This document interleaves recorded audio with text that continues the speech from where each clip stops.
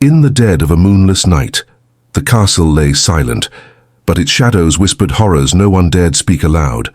Torches flickered along the stone corridors, casting shapes that danced like tortured souls. Tonight, a wedding was to be celebrated, but the joy of flowers and silk was a lie, a mask over centuries of cruelty and suffering. A young bride, barely old enough to understand the world, trembled through the cold halls, her eyes wide with innocence. Behind her fragile beauty lurked a darkness that would consume her. This castle had witnessed centuries of ceremonies where the innocent were mere pawns in twisted games of power. Outside, guests feigned laughter, oblivious to the horrors in the shadows. Chains rattled behind locked doors, muffled cries piercing the walls. Her gaze fell on the grand chandelier above, its crystals reflecting light like frozen tears. This was not merely a wedding night. It was a ritual of domination, where voices would be silenced and innocence stripped. From the shadows, figures moved silently, eyes cold and calculating. Tonight she was the newest chapter in a book written with suffering. A candle guttered, plunging the hall into darkness. A sound, a creaking door, sent a shadow gliding forward like a predator. The celebration she had been promised was nothing but a trap. Trapped by stone walls and centuries of cruelty, escape was impossible. In the shadows of medieval grandeur, under the weight of tradition and racial hierarchy, no one was safe. Tonight, the castle would reveal its most horrifying secrets. The castle loomed like a jagged crown against the night sky, its walls steeped in centuries of whispered secrets. From the outside, it appeared majestic, an emblem of wealth and power, its spires piercing the clouds as if challenging the heavens themselves. But beneath its grandeur, stone corridors hid the echoes of countless lives crushed under the weight of hierarchy and prejudice. Every corner held a story, every crack a scar of cruelty long forgotten by the world beyond its gates. Torches sputtered. Along the outer walls, their flames bending against the wind, casting erratic shadows that seemed almost alive. Servants scurried past in silence, faces pale and strained, their skin darkened by toil and neglect, marking them as outsiders in this world of opulence. They bowed as nobles passed, eyes cast downward, their movements rehearsed through years of fear and compliance. Even the air seemed heavy here, saturated with the tension of unspoken rules, and the constant reminder that stepping out of line could mean ruin, or worse. Within the great hall, tapestries hung like silent witnesses.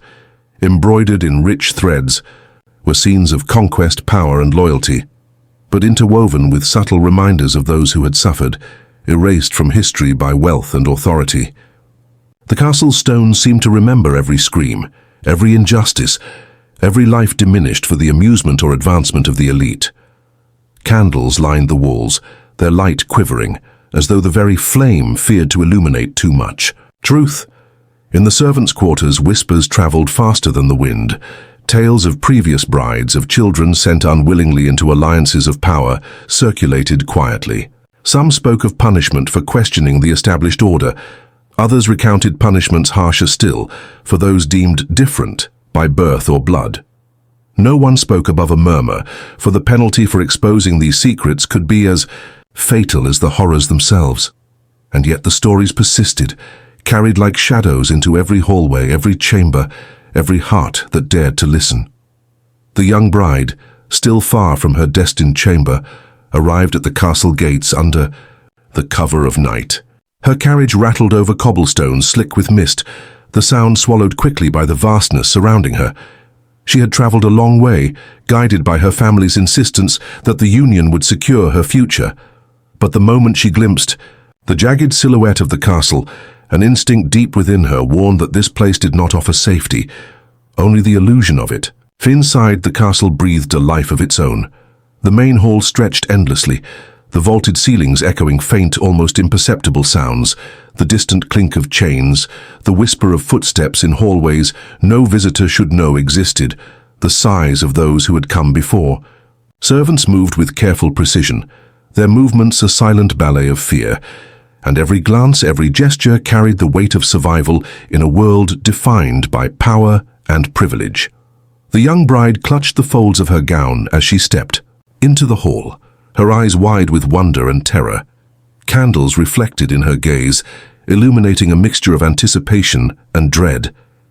Here innocence was a fragile shield, and she could feel it trembling under the gaze of 100 unseen eyes, each one weighing her, judging her worth. Through the corridors, whispers followed her, warnings hidden in the sounds of the castle itself.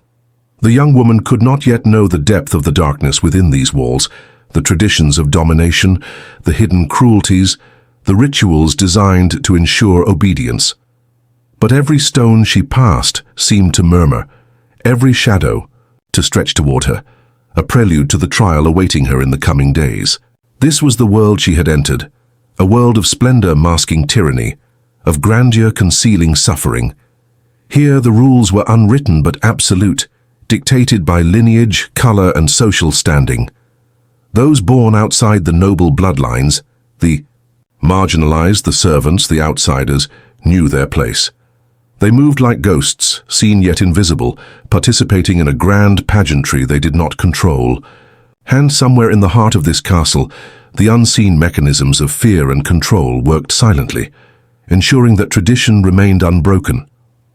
Every guard's gaze, every master's word, every whispered order reinforced a hierarchy older than the stones themselves. To survive here, one needed more than courage. One needed invisibility, cunning, and the unshakable understanding that innocence would be tested and often destroyed before the first candle of night had burned out. She moved deeper into the castle. The young bride felt the walls close in, not physically, but in the weight of unseen eyes. Portraits of long-dead nobles glared from their frames, their painted faces seeming to follow her every step, as if reminding her that she was now a part of this unbroken chain of hierarchy. Each face told a story of ambition, privilege, and ruthless control. Some had wielded power openly, others had manipulated it quietly, ensuring their dominance over all those born beneath them, including those who were considered different because of their skin, their lineage, or the circumstances of their birth. In the shadowed corridors, the castle seemed alive with quiet menace. Servants passed quickly, their faces pale beneath the torchlight, murmuring in hushed tones about the rituals of power that dictated the lives of every inhabitant. They spoke of weddings, of alliances, of children forced to grow into roles they had not chosen, and always at the edges of every story there was fear. Fear of reprisal, fear of punishment, fear of a world that demanded obedience and punished curiosity. The young bride had heard whispers of these stories before, in fleeting moments with her family, in the hushed warnings of those who had journeyed before her. Yet nothing could have prepared her for the castle itself, which seemed to breathe, with the memory of centuries of compliance, suffering, and oppression. She felt it in the chill that crept along her spine, in the faint echo of chains behind closed doors, and in the subtle tension in every face she passed.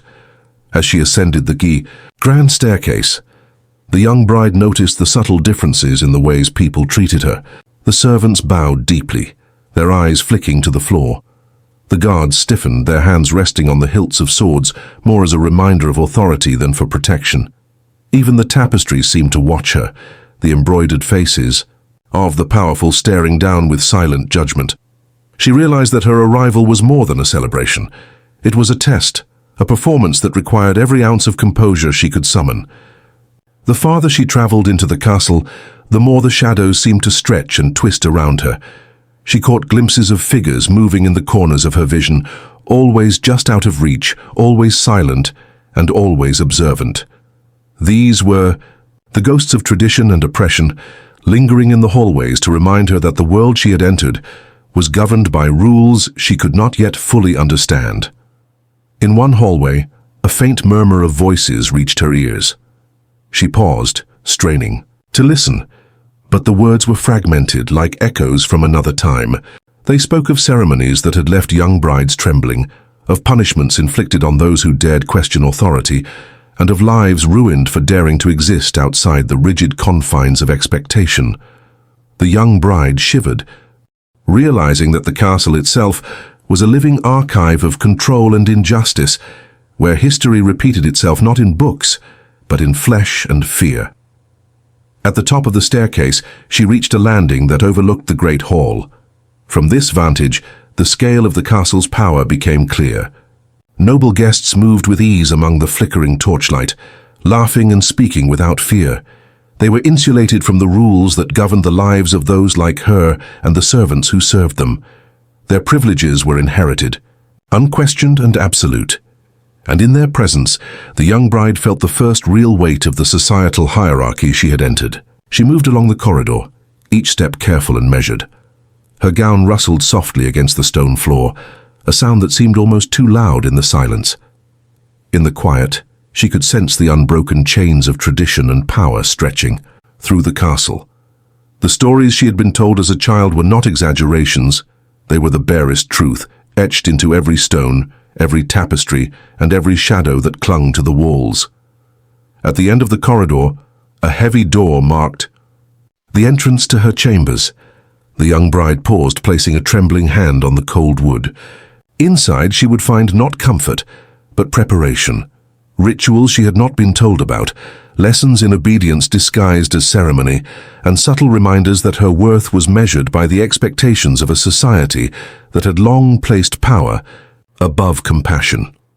As she pushed open the door, the air inside was thick with candle smoke and the faint scent of old incense. It was a room that had housed many brides before her, each leaving behind echoes of fear, confusion, and silent resilience. The young bride stepped inside, her heart pounding in her chest. She glanced around, taking in the heavy drapes, the polished floors, and the faint gleam of ceremonial objects displayed as ornaments. Each piece carried weight, symbols of authority, dominance, and a history that demanded compliance. And somewhere, behind the polished walls and ornate furniture, the castle waited, holding its breath, ready to test the limits of innocence and courage in the days to come. The young bride lingered in her chamber, her small hands clutching the folds of her gown. She could hear the distant hum of activity beyond the thick walls, the shuffle of servants, the whispered commands of guards, the muted laughter of nobles who had no idea of the quiet terrors that lingered behind their polished doors. In the stillness, she felt the first heavy weight of isolation pressing down upon her. She was a visitor in a world that demanded perfection and obedience, yet offered little guidance or protection. As her eyes roamed the chamber, she noticed subtle signs of the lives that had passed through before her. A faint indentation on the polished floor where someone had knelt in fear, a scratch along the doorframe where a hand had sought comfort, and the faint, lingering scent of those who had slept here before her. Each detail carried with it the unspoken truth of endurance, of survival, of the constant navigation of a world built on power and subjugation. The castle, in its grandeur, had a rhythm that few could truly understand. There were moments of quiet, terror punctuated by bursts of controlled celebration, a dance of appearances that hid centuries of inequity. The young bride could sense it in the way the candles flickered, the way the shadows seemed to stretch and shift as if alive. Every object in the room was a reminder that the world she had entered was governed by rules she had yet to learn, rules that rewarded conformity and punished dissent with merciless precision. Even as she tried to calm her thoughts, her mind kept returning to the whispers she had heard in the corridors, the tales of other brides, and the subtle, almost invisible hierarchies that dictated who would thrive and who would suffer. She realized that her arrival was not merely a celebration, it was a test, an initiation into a world where color, lineage, and social standing determined value. In that moment, the innocence she had carried with her from home felt fragile, a delicate shell that could easily be shattered by the weight of expectation. Outside, the castle continued its silent vigil. Torches flickered against stone walls, casting moving patterns that seemed to hint at unseen figures lurking in corners, watching, waiting. The servants continued their hushed work, ever mindful of the invisible rules, ever cautious of transgressing boundaries that could have fatal consequences. And through it all, the young bride felt the unrelenting gaze of tradition pressing upon her, a reminder that in this place, power was absolute, and the powerless were to be shaped, molded or broken according to the whims of those above them. As night deepened, the castle seemed to close in further, as if it were alive, breathing with the memories of the oppressed and the privileged alike. Shadows moved along the walls, elongated by flickering candlelight, as though the very structure sought to remind her of the countless lives that had been marked, changed, and often destroyed within its stone confines. She understood now that she had entered a world where survival depended not on strength alone, but on the ability to navigate unseen currents of fear, control, and expectation. Before sleep could claim her, the young bride took one final glance around the chamber. Every object, every shadow, every whisper seemed to conspire to tell her the same thing. Here, innocence was tested, obedience was demanded, and every step was weighed against centuries of power and prejudice. The candlelight flickered, casting a final shadow that stretched across the floor, long and dark. It was a shadow that would follow her, and all those who came after her, into the days to come. And as she finally allowed herself to lie down, the castle seemed to exhale, settling into a quiet that was both comforting and menacing. She did not yet know the full depth of the challenges awaiting her, nor the cruelty masked by splendor and tradition. But the first threads of tension had been woven, binding her to a destiny where innocence and oppression would collide, and where the unseen hierarchies of race, lineage, and power would shape her every move. The castle, patient and unyielding, waited for the dawn, waiting to reveal the intricate, often horrifying web into which she had stepped. The young bride had grown up far from the shadowed corridors of the castle, in a small village where the rhythm of life was dictated by the cycles of sun and soil, rather than the whims of power and wealth. Her family had been simple but proud, surviving on labor and trade, their lives shaped by modest means and resilience. From a young age, she had been taught the importance of obedience, but in her home, obedience was tempered with care and love, not with fear or domination.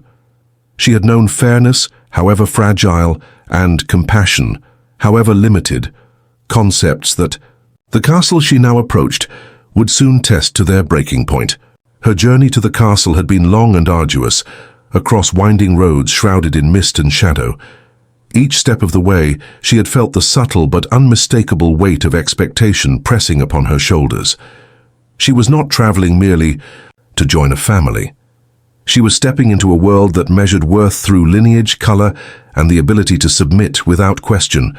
She had heard rumors of the castle's traditions, rituals of control, tests of obedience, and punishments that left marks invisible to the eye, but indelible upon the spirit. And yet, as the spires came into view, jagged against the dimming horizon, no warning could have fully prepared her for the presence it projected, a silent, unyielding force that seemed to consume the very air around it. Even before entering, she sensed the distinction between those born within the castle's stone walls and those arriving from the outside. Servants lined the entrance, faces drawn and careful, as though the act of simply breathing incorrectly could attract rebuke. Their skin, darker from the relentless labor under sun and smoke, marked them as outsiders even in a world that demanded their service. Their eyes flicked toward her carriage with an inscrutable mixture of pity and warning, as though they had seen countless brides arrive, each one carrying the fragile hope of survival amidst centuries of oppression. The carriage doors opened, with a creak that echoed across the courtyard, a sound that seemed far louder than it had any right to be. The young bride stepped out, her heart hammering in her chest. The cold stone beneath her feet was unyielding, a silent reminder that this place had been built to endure the weight of centuries and the weight of obedience. The castle gates loomed above, iron and wood entwined like the grasp of a merciless hand.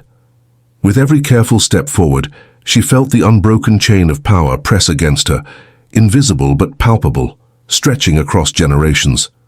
Inside, the main hall sprawled before her, vast and imposing. Chandeliers hung, like frozen constellations, their candlelight illuminating faces of those who had long been born into privilege. The nobles moved with an effortless grace, speaking and laughing without concern, their world untouched by the rules that governed the marginalized and the servile. In their presence, the young bride felt her smallness, the fragility of her position. Even her finest gown, carefully selected for this occasion, could not shield her from the scrutiny that followed every movement, every hesitant step. Her introduction to the household was carefully orchestrated. Servants guided her along hallways lined with tapestries that depicted victories and power, their colors muted by centuries of smoke and candle wax. Each thread told a story not merely of glory, but of subjugation, the cost of greatness measured in the lives of those who had no voice. She absorbed these stories silently, understanding, even without words, the lessons woven into the castle itself, that compliance was safety, that visibility could be danger, and that her very presence was now a negotiation between fear and duty. As she ascended to her designated chambers, the bride noticed subtle signs of hierarchy everywhere. A guard's glance lingered, assessing her with a cold efficiency that left no room for misstep. Another servant adjusted her gown with meticulous care, but their eyes betrayed unease, as though the act of helping her was a transgression if done incorrectly. The air itself seemed charged, carrying centuries of expectation and silent judgment. Each corridor echoed with the muted footfalls of those who had learned to navigate this world through invisibility, through careful calculation, and through the instinctive recognition of power's reach. The young bride paused at the landing overlooking the grand hall. From this vantage, the scope of the castle's control was undeniable.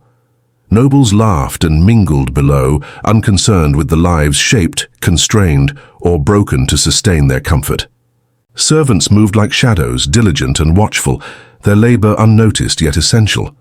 And she, standing apart from both groups, felt the precariousness of her position, neither fully part of privilege nor of servitude, yet bound to both by circumstance and expectation.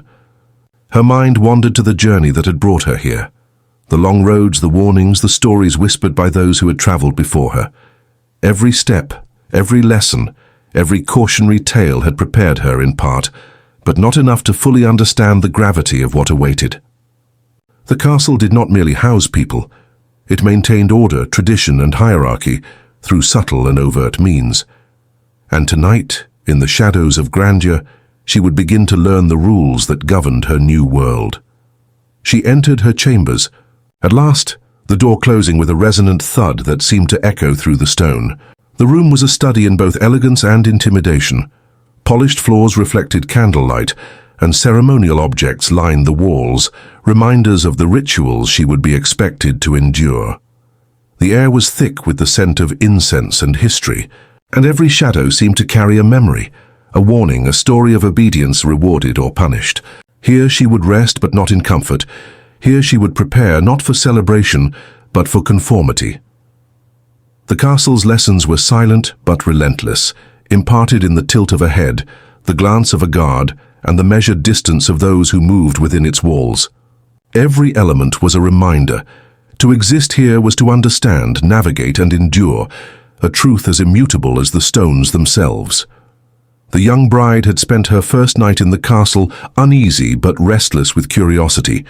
The candlelight flickered along the walls of her chamber as she tried to steady her racing thoughts. Outside, the castle continued its silent rhythm.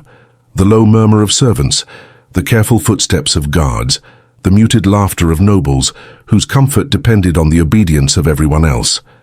Here, every shadow carried a story, every echo a warning, and she began to understand that survival would require vigilance, patience, and silent observation. As dawn crept across the horizon, pale light filtered through tall, narrow windows. The halls of the castle seemed to stir with anticipation, not of celebration, but of routine, a choreography honed over centuries. Servants moved with precision, each gesture measured and deliberate, reflecting years of training in obedience and awareness. The young bride watched them carefully, realizing that every nod, every bow, and every whispered word held meaning beyond the obvious. It was a language she had yet to learn, a code that would dictate her interactions with those around her. She explored the corridors cautiously, noticing the subtle signs of hierarchy everywhere. A guard's eyes lingered just long enough to remind her of his authority. A chambermaid bowed slightly too deeply, signaling respect, but also fear. Portraits of nobles stared down from their frames, their painted eyes carrying the weight of centuries of power and expectation. The castle itself seemed alive, aware of every movement, every misstep, every flicker of hesitation. In a smaller corridor leading to the servants' quarters, the young bride glimpsed moments of life hidden from noble eyes. Dark-skinned servants moved quickly, silently, their faces marked by labor and watchfulness. Whispers reached her ears, fragmented tales of weddings past, of obedience enforced through subtle cruelty, of innocence trapped in traditions designed to preserve power. Each story was a thread in a tapestry of oppression, and she felt the weight of those who had walked these halls before her, pressing down like an invisible hand. The castle's hidden spaces revealed even darker truths. Behind thick doors, corridors led to rooms the young bride was not meant to see. Chains rattled faintly, doors creaked under unseen pressure, and the air was tinged with the smell of smoke, incense, and faint decay. She imagined those who had been sent to these spaces, people punished for questioning authority, or for daring to exist outside the rigid confines of birthright and color. The horror was subtle yet absolute, a reminder that the castle's beauty was only skin-deep, masking centuries of exploitation and injustice. By midday, the young bride had begun to understand her place within the castle's ecosystem. She observed the guests mingling in the grand halls, their laughter and comfort a stark contrast to the tension hidden in the shadows. She realized that her role was neither to command nor to challenge, but to navigate, a delicate balance of visibility and restraint. Her survival depended on understanding not only the spoken rules, but the unspoken hierarchies, the invisible lines drawn between those with power and those without. As she moved through the castle, she noticed the rituals that had been mentioned. In whispers, servants performing precise duties, subtle gestures of deference, objects arranged in patterns meant to convey order and expectation. Each act was a rehearsal, a demonstration of loyalty, a reminder that tradition was maintained not by force alone, but by silent compliance. She felt herself being measured, weighed against centuries of precedent, her every movement scrutinized by eyes that understood the rules far better than she ever could. In the quiet moments of the afternoon, she wandered toward the chapel, a place of both worship and observation. The space was serene, bathed in pale sunlight filtering through stained glass.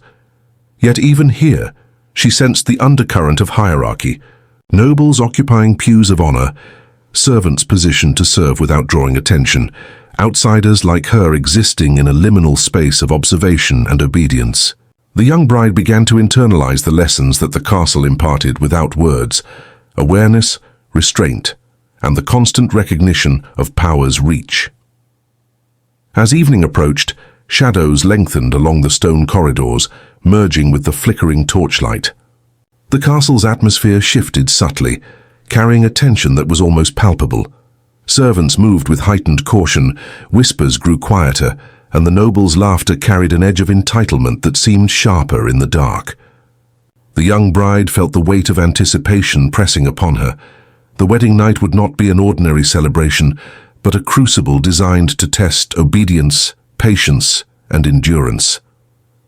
She returned to her chambers, each step measured, her senses alert to every sound, every movement, every whisper of the castle. She had begun to understand that her innocence was both a shield and a vulnerability, that her survival depended on navigating a world steeped in tradition, hierarchy, and subtle cruelty.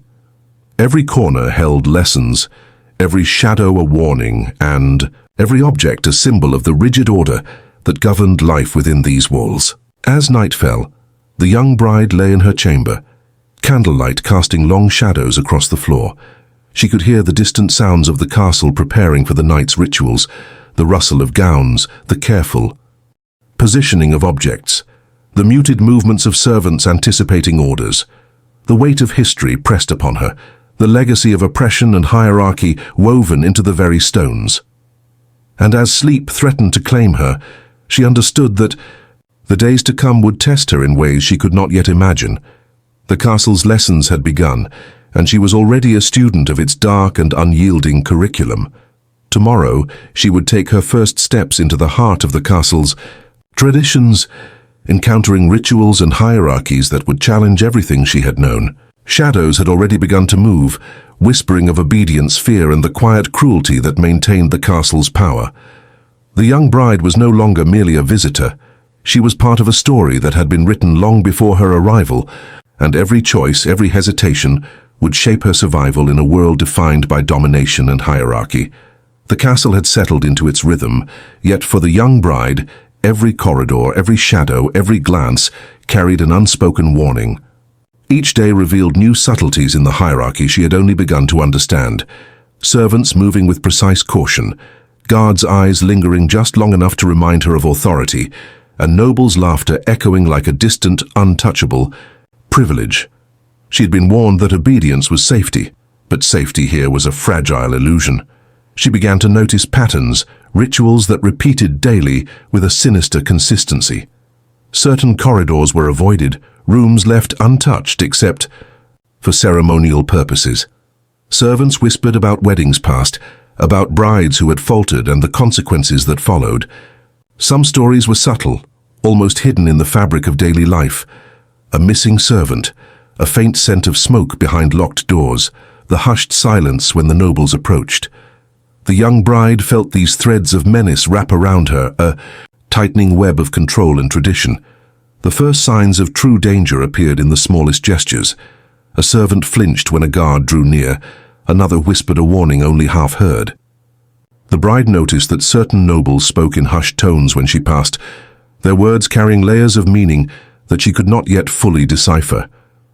Every shadow seemed to stretch toward her, every echo seemed alive, and the castle itself felt like a living organism, aware of her presence and intent on testing her resilience. The bride's nights became restless, candles guttered in her chamber, shadows twisted unnaturally across walls, and the faint sounds of chains or muffled cries haunted her ears. She could not tell whether it was the wind or the deliberate movements of unseen observers. Sleep offered little comfort. Every awakening reminded her of the fragile position she now held, caught between innocence and the expectations of a centuries-old hierarchy. During the day, she was introduced to ceremonial duties that seemed benign at first glance, arranging objects, observing traditions, and performing rituals with precision. But each carried hidden rules. A misstep could attract silent censure, or harsher consequences. She began to see how power operated in subtle, unyielding ways, through fear, through the invisibility of oppression, and through the delicate manipulation of perception. Her every action, no matter how small, was weighed, assessed, and catalogued. Tension mounted as she observed the treatment of those deemed other within the castle. Dark-skinned servants, outsiders, and marginalized figures moved like ghosts, their labor essential yet invisible, their lives constrained by unspoken boundaries. She realized that her own survival depended not only on her obedience, but on understanding the invisible lines that defined who could exist openly and who had to remain unseen. The castle's lessons were relentless, delivered in silence, in gestures, and in the unyielding rules that no one ever spoke aloud. One evening, as the bride passed through a shadowed hallway, she caught sight of a door slightly ajar. Inside, she glimpsed a room filled with ceremonial objects, chains, garments, and symbols she did not yet understand. A servant stood nearby, whispering hurriedly to another, their words carrying the weight of secrecy and warning. The bride realized that much of what she had been taught so far was only the surface, that the true mechanisms of control were hidden in the castle's private spaces, practiced behind closed doors, far from the eyes of the privileged. The castle's atmosphere grew heavier, suffused with tension that could not be shaken. Every meal, every ceremony, every interaction carried subtle reminders of her place. She watched as other brides and outsiders were subtly tested, slight missteps corrected with cold looks, obedience rewarded only with silence, curiosity punished with veiled threats. Each day, she understood more about the fragile balance she must maintain, about the invisible currents of power she could neither see nor control. By the end of the first week, the bride felt the oppressive weight of the castle pressing down fully. The shadows seemed almost sentient, stretching and bending in ways that suggested awareness. The servants' whispers had grown more urgent, carrying stories of brides who had disappeared, servants who had vanished, and outsiders who had dared to defy the hierarchy. She could feel the collision of innocence and cruelty closing in, a pressure that threatened to break the fragile shell of her former life.